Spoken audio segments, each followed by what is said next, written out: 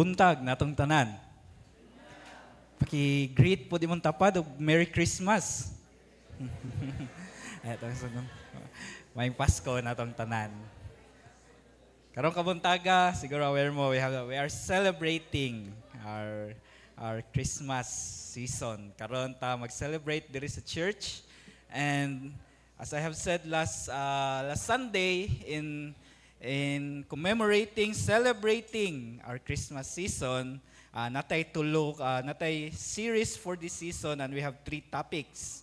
The mission of the manger, muna ang title sa atong tema karon, and each Sunday natay hisgutan unsay mission sa manger. Unsay mission nganong mingkanaog si Jesucristo nganhi sa kalibutan. Now last Sunday atong gitun-an that the first mission and the pinakadako nga mission ni Jesucristo is the mission to save. Now as I have said last week, no, as a Bible-believing church, we don't celebrate the holiday or ang Pizza 25. Ang atong gi-celebrate ang pagkanaog or ang pagkaanak ni Jesucristo. Ang balik na dili ang holiday, dili ang Pizza 25, di ta na magitaan sa Biblia. If ever you're wondering, ano naman tayo pa? Nga nag-celebrate man ta? It's not about the holiday, it's not about the season, but it's about the reason for the season. Ug mao na si Jesucristo. We celebrate sa first coming sa atong Lord and Savior niining kalibutana. So in relation to that, sa masanggingon natay a 3-part series, The Mission of the Manger, highlighting the mission of Jesus Christ coming into the world. Now last Sunday, the mission to save, and we'd learn nga gugma day sa Ginoong Dios no ang rason ngano naluwas ta. Gugma day sa Ginoong Dios ang tinubdan gigikanan sa kaluwasan. We don't deserve that love, pero gihatag sa Ginoong Dios kanato. And we have to learn nga ang kinabuhi ni Jesucristo mo day gibayad sa kaluwasan. And lastly, we've learned that salvation is available to all who believe. Salvation is free but it's not cheap. Gibayran ka na sa kinabuhi sa atong manluluwas nga si Jesucristo. Now we go to the second part sa atoang season. And mao ni ang emphasis sa atong tema, sa atong mensahe karon nga season. And what I meant when I moingon kog emphasis mo ni ang I want us all to give a special attention niini nga topic. As we have our Christmas celebration and our year-end series, I want this topic nga mutatak sa atong huna-huna, mutatak sa ato ang kasing-kasing. But before that, let us pray, mga yotaggiya sa Ginoong Dios. Let's pray. Father in heaven, we will worship you through your word na karong kabuntaga. And we pray, O Holy Spirit, nga imuming kuyugan, imuming giyahan, andama mong huna-huna, abliha mong kasing-kasing sa pagdawat, pagsabot o sa pagsunod sa imong pulong. O Dios, di na namo kaya kung di minimo tabangan, gani we refuse to love your word, to read and study it without your help. Munang pabori kami ni Ana, O Lord, and may you be glorified nini nga higayon as we study your word. Sa ngalan ni Jesus. Amen. O amen. The mission of the manger, karon moadto ta sa mission to serve. So last Sunday, the mission to save. Today, the mission to serve, as what we have read ganina sa Mark chapter 10, verse 45. Our Savior came not to be served, dili para serbisyohan, but to serve. Now, muna isa sa mission nga nung kanaog si Jesucristo, para manerbisyo, para ministeryo sa mga katauhan. So we must also serve. Now, the Prince of Preacher once said, and I quote, ingon siya, I believe that many professing Christians are cold and uncomfortable because they are doing nothing for their Lord. But if they actively served Him, their blood would begin to circulate spiritually and it would be very well with them. Now, si Charles Haddon Spurgeon, gidab niya as the Prince of Preacher. Now, in his lifetime, thousands of sermon ang iyahang na-preach.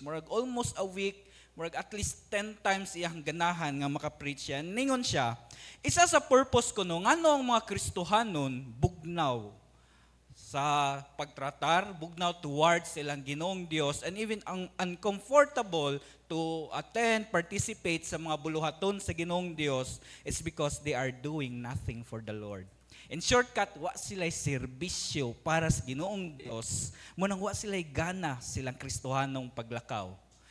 And he said, but if they actively served Him, their blood would begin to circulate spiritually. Nakasuway ba mo mag-exercise? Suway ba mo na? Nasa dihang mag-exercise ta, unsa atong gibuhat? We move our body or certain parts sa atong lawas. Sa dihang nagsigit ang lihok-lihok, atong kasing-kasing, mas mupaspas og pump og dugo sa atong mga ugat, di ba?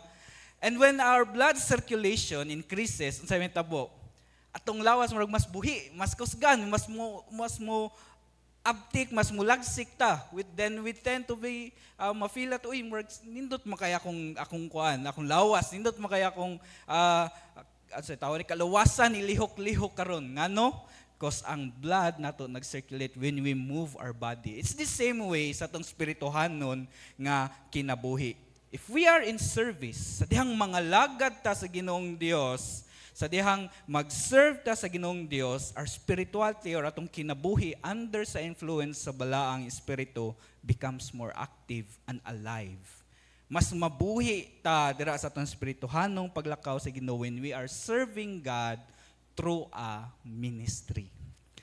Now, sa akong experience, I have stayed, nakabisita, nakaserve, ug mga pipila naka-church, either long-term or short-term, na ko'y pattern nga isa ka makitaan sa mga tao sa simbahan. Ang katong mga mature pag-ayo silang faith, mga mas muhamtong, mas mulig-on silang pagtuo, ang pattern yung nakitaan katong mga active nga nag-serve sa simbahan.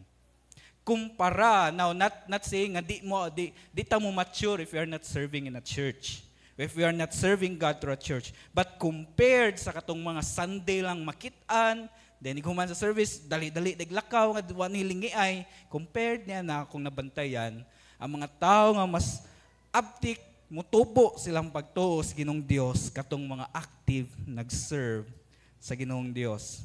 Now, I personally experienced that. Nahigayon sa akong kinabuhi, I'm not serving God, nga ako nag-serve sa Ginoong Dios. And ang nahitabo atong happy-go-lucky lang ko. Og malipayon ko karong adlaw, malipayon ko sa gibuhat, okay na. And I keep on saying, luwas na bita ko, it doesn't matter what I do.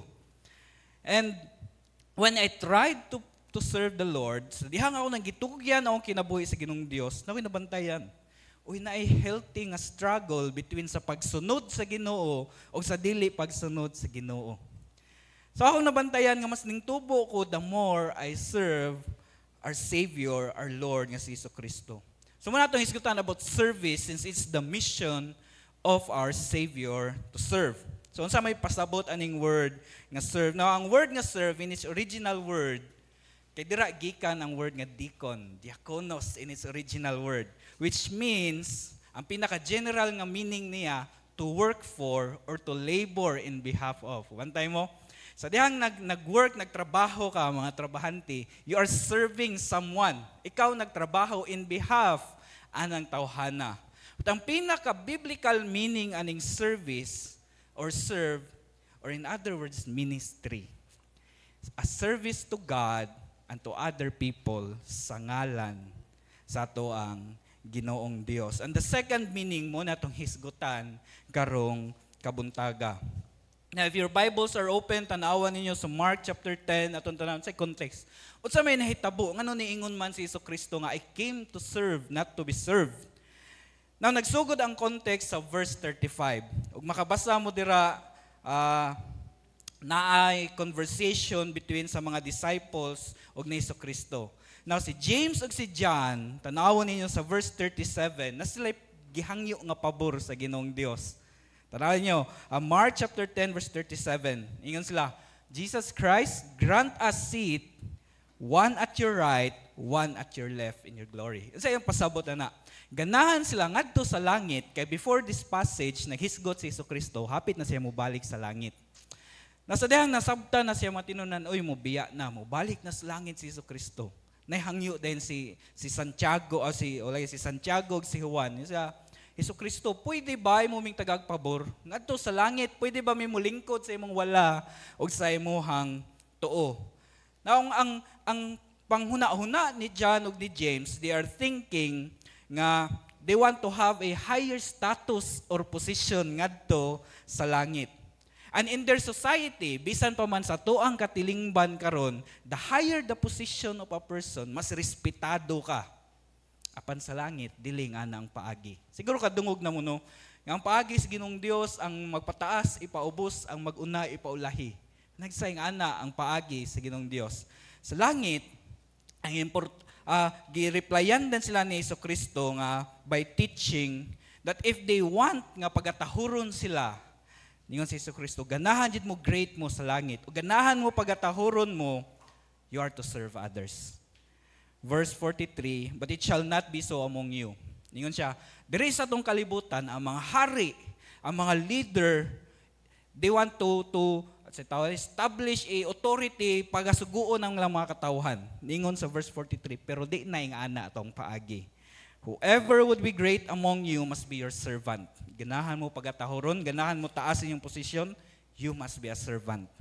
And whoever would be first among you would be slave for all. Diri na una nakitaan nasabta ni James ug ni John, o ganahan sila mahimong great, they don't need to sit in the left and right seat of Jesus Christ. O ganahan sila, they want to be first in God's kingdom, all they have to do is to be a servant of all. So giklaro diri ni Jesucristo nga sa gingharian sa langit, ang pinakadagkog value dito ay katong mga tao nga nagsik pag-ayo sa gingharian sa Dios. So in relation sa ato ang passage, atong hisgutan karon una, is Jesus Christ as the model of servanthood. For even the Son of Man came and to give His life as a ransom to many. Now, Jesus Christ ang pinaka-modelo sa atong Kristohanong paglakaw. Si Jesucristo ang pinaka-tumbanan unsaon pagkinabuhi niining kalibutana. And as a leader, nasayod si Jesucristo ani, He wants to serve kinsa miyang ganahan serbisyuhan. Ug nakabasa mo sa Biblia, hilabi na sa Gospels, inyong makit-an, wahilaing after sa dihang gibautismuhan si Jesucristo, wa siya laing gibuhat. Hantod sa dihang gilansang na siya sa cross, wa siya laing gibuhat, kundi magserbisyo sa mga nanginahanglan siyang serbisyo. Jesus submitted His own life as a sacrifice, isip sakripisyo, ngadto masunod lang, matuman lang ang kabubuton sa amahan. Yang gipang-ayo ang mga naysakit, gipakaon niya ang mga nagutom, ang mga gipangsapian, yang gipangtabangan. He is a teacher, he has even paman ang kamatayon, he has power over it. He came to serve, and although he was anak siya sa Dios, although siyang isa sa pinakataas, he is powerful than any leader niining kalibutan na, wa siya nagpakaamo, wa siya nagpakabos. He became a servant. Na si Apostol Pablo ningon sa simbahan sa mga taga-Korinto, be imitators of me as I am imitators of Christ. Naningon si Pablo sa iyang mga kaigsuunan sa pagtuo, mga brothers and sisters nako sa Korinto, we are following Jesus Christ. And akong i-demonstrate sa inyo unsaon pagsunod si Jesucristo. Mao nang sunda ko ninyo unsaon nato pagsunod si Jesucristo. Di ba nindot og ingana tatanan? Di ba nindot og ang matag usa ka nato na ingani nga kasing-kasing, na ingani nga desire nga unsay paagi ni Jesucristo dapat ingana ko. Don't we want to live our lives worthy of imitating Christ? Just think about that today. Karon no, sa panahon na to karon, sayo na kayo musuon tungod sa kanitong social media na natatanan sa internet, dali kayo mukatag unsay uso, unsay trending. Dayon sa atong magsigikakitaan, sunod dayon ta. Di ba? Unsay trending nga sayaw, hala praktisan dag pila ka oras. Sag panagsang murag kawayan nga nahanginan, hala sayaw gyud. Kay mo may uso nga sayaw, di ba? Nay panagsa nga natay tan-awon nga influencer, uy hamisag panit, uy. Unsa man nga produkto yang gigawit pagkabalo, uy palit po ko ani. So daghan na kita gipang pahit sa unang panahon, chinchanso man na. So karon murag ako bisag lain-lain na mag-brand sa radio. Ngano? Tungod kay nagsunod-sunod ta sa tuong mga nakit-an sa social media.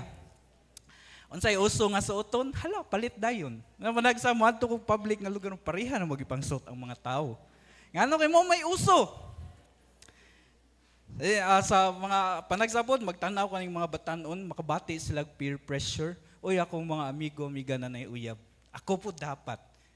So, bantay mo, nagsigi tagsuon-suon sa paagi nga atong nakitaan. Panagsa, mas maayos pa ta mo sunod sa diktas tao sa itong nakitaan nining kalibutan na kaysa diha sa itong Ginoong Dios.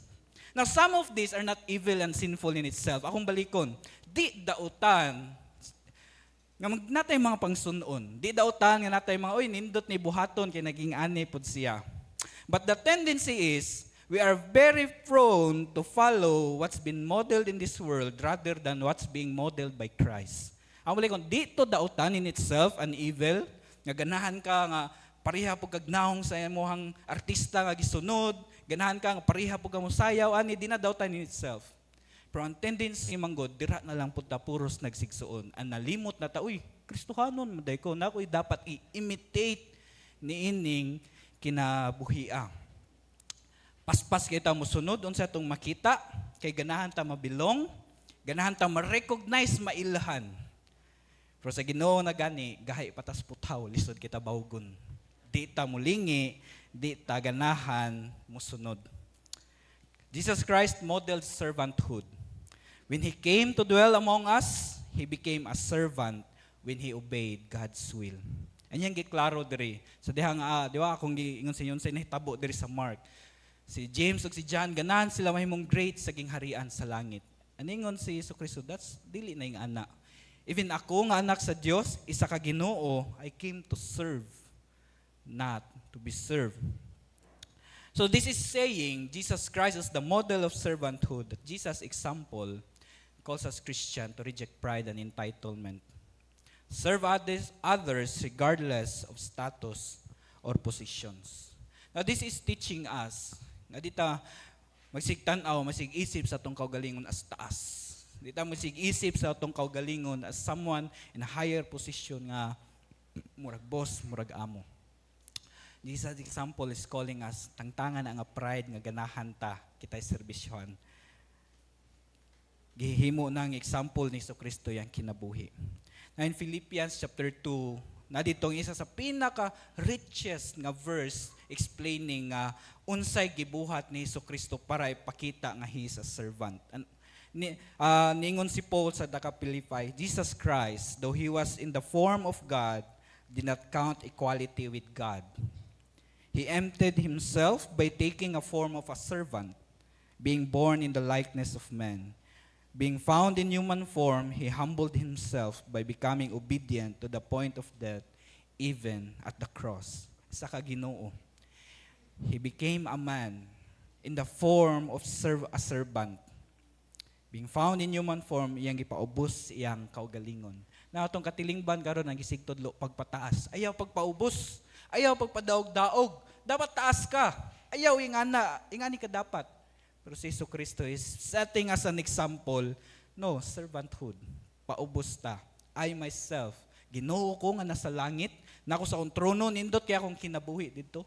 Ruming ka naog nganhi, tungod sa mission nga atong gihisgutan ganina, og mission nga atong gihisgutan karon to save and to serve. Jesus as the model of our servanthood. Kaduha, reject the desire to be served.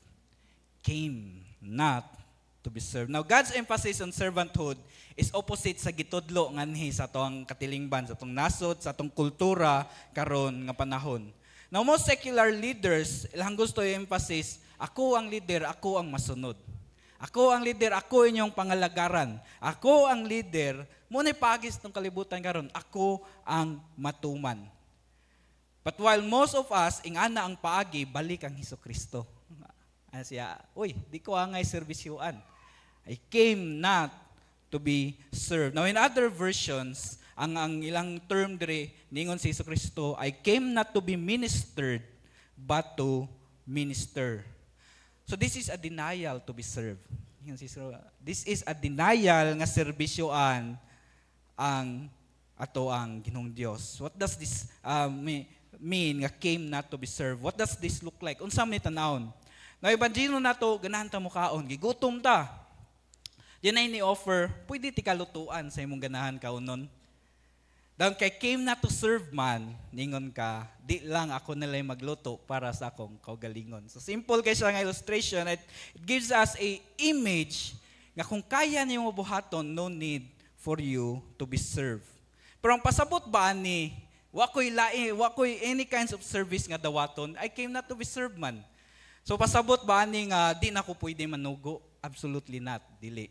What this means, rejecting the desire to be served, not to prioritize or seek service for personal gratification or comfort at the expense of others.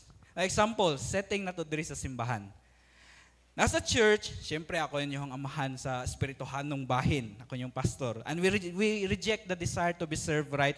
So does it mean man nga, isip pastor niya, ako rabuhat tanan sa buluhaton sa simbahan? What papasabot ni ini nga ako ray mag-handle Bible study, ako yung madala sa mga bata, YA, youth, men, women, ingana, bay pasabot niya, uy, di ko ganan serbisyoan ako buhat ani tanan. What if magsakit ko, di ba ko pwede magpapuli? So, during Sunday service, ako ara bagid tanan kay ako may pastor. Di man dapat ko serbisyohan. So ako'y kanta, ako'y wali, ako tanan. Pwede ba na? Mao ba ni pasabot? Dili. Mao ni pasabot na. Sabot ani, ang pagdikta sa tao is natural but sa dihang imuhan ang gibuhat para sa imong kaugalingon, for gratification, for comfort, para sa imong kaugalingon na pwede man ni buhaton ni Jesucristo. Yang sugoon niyang mga tinunan, kamo na buhat ana tanan. Paabot ra ko ninyo. But what niya gibuhat, he's setting us an example. Rejecting the desire to be served is about living in humility and selflessness. One time the more we want to be served, the more we think of ourselves na taas ta. The more nga magganahan ta kitang serbisyohan, the more nga ganahan ang magunahuna tas tong kaugaling, oy, importante kay ko nga tao, valuable kay ko nga tao, taas ko nga tao. Di magsilbi kung wala ko nining kalibutana. Now one way or another para sa mga Kristohanon, Christians, one way or another we are called to serve, not to be served. One way or another gipantawag tas Ginoong Dios nga kitay manirbisyo, dili kitay di kitay serbisyohan. Na may mga sitwasyon gayon nga we find ourselves naining tabang na to, naining serbisyo na to. And that is good, but that should not be expected or demanded out of the expense sa ubang mga katawhan. So hinumdum mo sa issue ini nga passage, si James ug si John, they want to be great in heaven.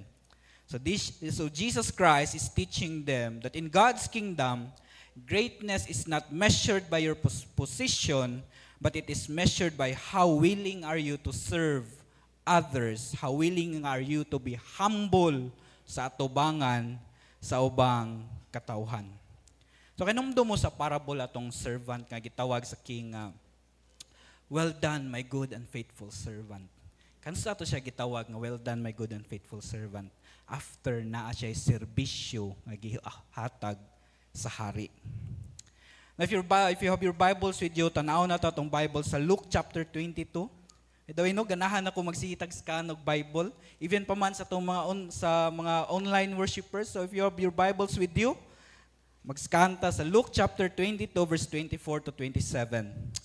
Now na example nga gihatag si Jesucristo diri on how to reject the desire to be served. Luke chapter 22 verse 24 to 27. Now after sa Lord's Supper, si Jesus Christ ug iyang mga apostles, na argument na pud. Nag-away na pud na yung mga apostles. They want to be great again in heaven. Na sila discussion. At this 24, a dispute arose among them, at which of them was to be regarded as the greatest. Lord, nagsunod minimo, among gibiyaan, among tanan, among panginabuhian, pamilya, para mo sunod minimo. Now, kinsa gyud namo ang pinakalabaw ngadto sa langit? Inganang issue. Verse 25, and he said to them, the king of the Gentiles exercised lordship over them. So ang mga hari, they exercise lordship, they exercise authority. Sa 26 again, but not so with you. Pero di mo ingana. Dili ingana ang paagi. Rather, Let the greatest among you become as the youngest, and the leader as you who serves. For who is greater, one who reclines at the table, or one who serves? Is it not the one who reclines at the table? But I am among you as one. Bantayan niyo verse 27. I am among you as one who serves. Gibalik-balik og ingon ni Kristo. Ngano concern man jud kay mo kinsay pinakalabaw sa langit mga tinun-an. Ngano concern man jud mo kung dagko tag-as ba mong posisyon sa langit mga tinun-an. Ano iyang gisigig set iyang kaugalingon as example, ako Dios, ako Ginoo, ako nagmugna sa kalibutan, ang imahe ninyo nagikan nako pero ninaog ko diri para mo serve. Unsa iyang gusto itudlo ni Kristo balik-balik sa mga tinun-an? Yang gusto ipasabot sa yaha mga tinun-an, naata diri to serve. And that's the mission of the manger. Ngano gianak si Kristo diri sa kalibutan to serve. And that's the emphasis sa tuang Christmas celebration karong kabuntagon. Naata diri tanan to serve, not to be served. Reject the desire to be served. Practice ta pagpaubos sa tubangan sa mga katawhan. Jesus coming not to be served is teaching us, gatudlo kini kanato, that Christian life is about giving, helping, spreading gospel rather than being served. Now in this world no ang gitudlo get imuha na kuha tanan pwede maimo, ang kuna tanan pwede maangkon nimo.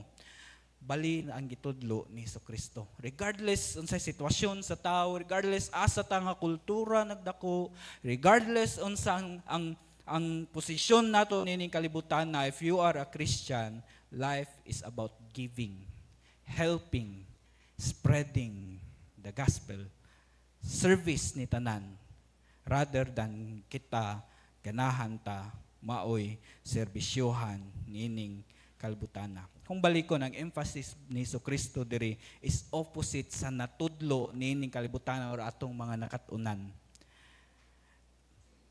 Opposite, di lang sa atong mga natudlog nakatunan, but also opposite sukwahi, bali sa atong mga naobserbahan. Siguro na uban ninyo diri, especially mga trabahante, maglagot mo sa tao nga sig panugo. Hey, ngani, sa mga akong boss, sa mga amo, dagag storya, dagag sugo. Sangyawi ni. But that's a joke. It's good. Nga na akong balikon. It does not mean nga di ta pwede masugo. But once ato nang buhaton para sa tong kaugalingon. Bantay mo, self-centered og para sa tong kaugalingon na muna gipasabot ni Kristo, deny, reject that desire. And naana sa tuwa, innate na sa tuwa nga desire. Ganahan ta kitay ibabaw sa ranggo, ganahan ta kitay makita as nay authority. But di na mao ang gi-practice ni Kristo. Di na mao yang gimodelo sa iyahang mga katawhan, sa iyahang mga tinun-an. Igsoon ko, if you are a Christian, Jesus coming not to be served, gitudloan ka na. Di din ni about unsay akong maangkon. It's about unsa din ni akong ma-offer, mahatag ni nganhing kalibutan na.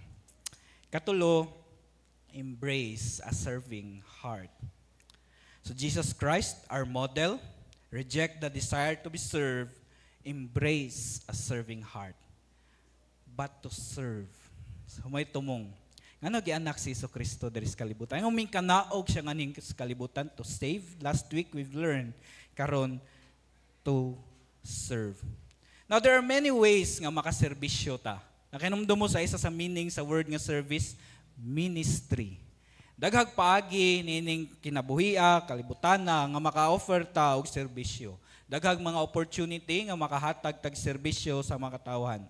But unsam gyud ni padung, unsam gyud ni about ning serving, unsam gyud tumong, unsam gyud end goal sa pagpanerbisyo nato. Serving or ministering is the work of bringing God's message to people. Mo gini point sa tanang serbisyo niining kalibutana. Mo gini pinaka-meaning aning word. Unsa ni about ning word nga serve? It's the work of bringing God's message to people. Ang balikon, daghag paagi nga makaserve ta. Sometimes, maghuna-huna ta nga ang evangelism ministry lang ang makadala sa mensahe sa mga katawhan. Sometimes we are thinking, oy wala man ko ni-appeal aning walk with God. So di ko makaministeryos ubang katawhan. Oy wala man ko nag-evangelize og tao. Now, all kinds of ministry are bringing God's message to people. Ang balikon, tanang klaseng ministry are bringing God's message to people. Now, hapit na lang mo humahan atong tuig, no? Hapit na lang matapos ang tuig 2024, nakapangalagad ka na ba sa Ginoo? Hapit na mahuman ang tuig 2024, have you made a commitment, Lord, I want to serve? If not, then you have not yet embraced a serving heart. O pag yun na nag-struggle pa yun ka sa pagsunod niini nga bahin sa Ginoong Dios ngayang gipakita kanato. Now, akong balikon, there are many ways to serve. Now, the body of Christ, ang lawas ni Kristo, ang local church, kita, First EFC, local church ta, nilain nga simbahan diri, nilain nga simbahan dito, local church to sila, mga lawas to sila ni Kristo. Mo ni ang key instrument, ang mga simbahan, para ma-advance ang gospel sa mga nasod. Ang balikon, kita ang simbahan, ang key instrument nga gamiton sa Ginoong Dios para ma-advance ang gospel sa mga kanasuran. Now, let's not expect nga ang gobyerno mo pakatag sa gospel. Let's not expect nga mga private or public institution ang modala sa mensahe sa Ginoong Dios para mo pakalap niya na nga mensahe. Numdumi, Christ Himself came down on earth 2,000 years ago and served. Mingkanaog si Jesucristo ang nanerbisyo. Now, sa karong naa na sa langit, si Jesucristo mingbalik na, it's our time to serve. Di ba dira nagsugod ang Book of Acts? Di ba dira nagsugod nga natukod ang simbahan? Kaya ang sa dihang mingkayab sa langit si Jesucristo, ningbilin si Jesucristo nga, ipadayon ninyo akong trabaho. Unsay trabaho ni Jesucristo? Ang healing, miracles, tanan, it leads to bringing the message of God sa mga katawhan. Aningon siya, ipadayon ninyo.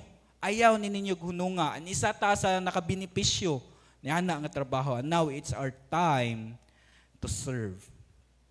Now, a pastor in 1940s said, the church is the church only when it exists for others. Ang balikon, the church is the church only when it exists for others. Not dominating, but helping and serving. Na mo na purpose nga nahimutang simbahan. Kinsam gining simbahan ng mga katawhan. Ikaw ang templo sa balahang espiritu. You are the church. Church is not the building. It's you. You exist as a church para mo tabang, para mo serve. Pero panagsano kita may ganahan kayo tabangan. Panagsa kita may ganahan kayo serbisyuhan. Panagsa kita ganahan kayo nga makadawat og mga benepisyo. And we don't want to serve. This means nga ang true purpose sa mga simbahan, sa mga katawhan sa Ginoong Dios is service sa mga nagkinahanglan og serbisyo. And mo nang sa Gospels, kitagbo ni Jesucristo ang mga nanginahanglan ng pagkaon, nanginahanglan ng pag-ayo, nanginahanglan ng bisag unsang klase-klase nga milagro, gitagbo ni Jesucristo because He know that His purpose is to meet the needs of the needy. Tagbuon ang panginahanglanon sa mga dagkog panginahanglan. Nakita diri simbahan, we have many ways to show nga natay serving heart. Kita diri sa First EFC, we have many ways to show nga we want to follow the service of Jesus Christ. Isa dira sa pinakagikuan na to, ang i-announce po yan every week, ang atong prayer ministry. Every Wednesday, magtapok ang mga katawan sa Ginoong Dios, and this ministry is isa sa pinaka-neglected na ministry sa simbahan. A church that does not pray is good as a dead church, at tinod lang. And matapos na ang tuig, sino pa yung kakapil prayer meeting, inbitahon di ka kada Wednesday, magtapok ta. It's a ministry para makita naton sa ang pagpamuhat sa Ginoong Dios. It's a ministry para makita nato unsaon pag-sustain sa Ginoo yang mga katawhan iyahang mga buluhaton. It's a ministry para mapadayon ang serbisyo sa Ginoong Dios, para mapaabante ang pagsangyaw sa mensahe sa Ginoong Dios. Walay pagampo lisod ni motubo di ni makaabante ang pulong sa Ginoong Dios nga gisalig diri sa atoa. Ganina lang gilid ta sa music ministry into worship through songs. Panagsa maguna-una ta music ministry is about music ra, musicals lang, but they are bringing God's word into our heart. They are bringing God's word into our hearts. Munang natay kids, youth, YA, men, women, couple ministry, they exist para ang pulong sa Ginoong Dios mapatuhop niining atong kinabuhi. Kabantay mo it's about God's message magyuday ang tanang ministry. We have avenue to show our service, especially through giving. Now, while money is not the driving force of the church, dili kwarta ang nagpaandar sa simbahan. It is always and will always be the grace of our Lord Jesus Christ ang nagpaandar sa simbahan. But the whole Bible, Old Testament to New Testament, is teaching people to give generously. Muna isa sa pinaka ministry nga misunderstood kaayo nga ministry. Now, many of us thinks nga nihatag og tithes, nihatag og offering, I'm already being generous. Pero dili. Sad to say, night times particular kog terms. Now, sa dihang mo decide sa tong heart to serve through giving. Sa dihang mo decide sa tong heart, kaniya akong ihatag sa Ginoong Dios. Akong term na pag-uli, dili paghatag. Pag-uli kay in the first place sa Ginoo man na, di man nato giuli ra nato balik sa yaha. But when we give more than sa unsa tong giuli, dira na ta nahimong generous. Dira na gyud ta naay ministry of giving. Example, nagunaw na ka, mo niya akong tithe. Giuli ni mo sa Ginoo. Don't think nga naghimo na kag serbisyo of giving. No. Responsibilidad na nimo sa Ginoong Dios. Imong giuli ang gihatag sa imuha. But when you give more than your tithe o nag-tithe ka, you are already doing a ministry of giving. That's why bitaw kay hinumdum mo sa gospel na widow katong balo nga sinsilyo ra gihatag sa butangan nagsalapi. Pero mas gi-commend sa Ginoong Dios kaysa itong mga dato nga dagko kay salapi gipanghatag. Ngano man to?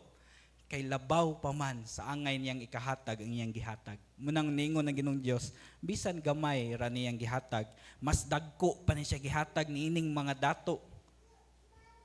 Medyo naka-duel ko gamay sa giving, no? Sa ilual na ko, bitaw ko kawali about ani this year. So that's why we have different spiritual gifts. Kabantay mo, if you have bitang natay membership form na spiritual gifts para makita nimo gitagaan kag tool sa Ginoong Dios to serve Him. Para makita nimo gitagaan kag gasa sa Ginoong Dios para makaserbisyo ka niya. Dita suguon dita tagaag modelo nga manerbisyo kung dita tabangan sa Ginoong Dios. How can I serve God? Mo din ang pangutan na, how can I embrace? Unsaon man ako nimo pakita nga nako'y serving heart sa Ginoong Dios. Akong sigsulti, no? Tanawa asa naglihok ang Ginoong Dios. Tanawa asa nagpamuhat ang Ginoong Dios. Then join Him. Once we do that, lahat tag makita, need og help there Davida. Need og help there Davida. Apili dayon. Apil dayon sa pagpamuhat sa Ginoong Dios. Now again, let's open our Bible sa John chapter 13. John chapter 13 verse 14 to 15. I think you are familiar unsay nahitabo diri. John 13, 14, 15. Ningon ng Ginoong Dios. Nahitabo ni during sa pagwash sa katong gihugasan ni Jesucristo ang tiil siyang mga tinun-an. If I then, your Lord and teacher, have washed your feet, sa gingon, you also ought to wash one another's feet. Na kaning paghugas og tiil, serbisyo ni sa pinakaubos nga mga slave sa panahon. Ngano unsa ding lugar aning mga Israelita disyerto ni. Hindi pa usong sapatos silang panahon. So maglakaw na sila tibok adlaw, hugaw kay nilang tiil. So manay kasagarang tuka, dira kasagaran ang trabaho naka-assign ang pinakaubos og ranggo posisyon nga slave. Pero gibuhat ni Jesucristo sa iyahang mga tinun-an. And He's the leader here ha. Ningon din siya, ako isip leader, magtutudlo ninyo. Ako ning gibuhat sa inyo ha. Kamo pod buhata. Verse 15, if your Bibles are open, for I have given you an example that you should also do just as I have done to you. Unsay gibuhat sa Ginoong Dios kanimo, ibuhat pod sa uban.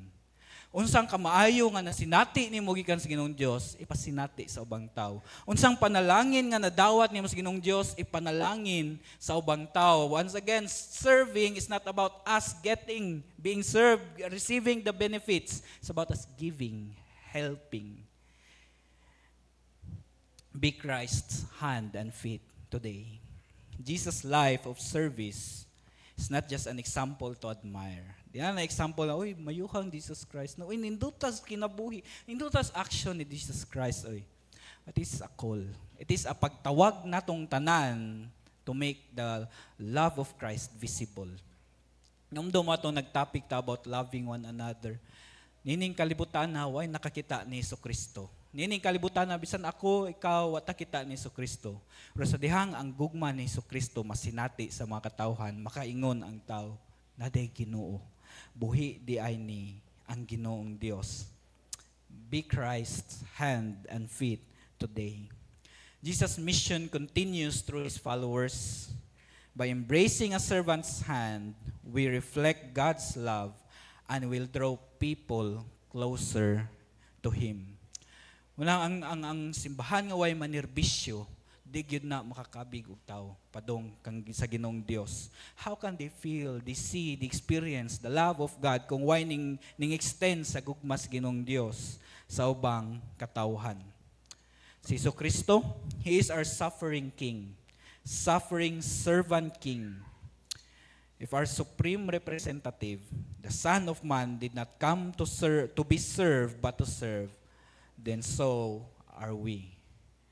We are not here to be served, but to serve. So sa pagtapos, Jesus' mission to serve, what is this teaching us? Una, to follow Jesus' model as servanthood. And I think I've highlighted it enough nga nanatay modelo, nanatay tumbanan, tun-i ang kinabuhi ni Jesucristo, tanawa, unsa siya pag sinerbisyo, sunda pod na. Then, practice not seeking service for personal gains. Ang balikon, na may time nindot na mo serbisyo sa toa. Na time nga makaluag-luag tawag na mo tabang sa toa. Pero gatong intention lang tanan nga no gananta kita serbisyohan for personal gains.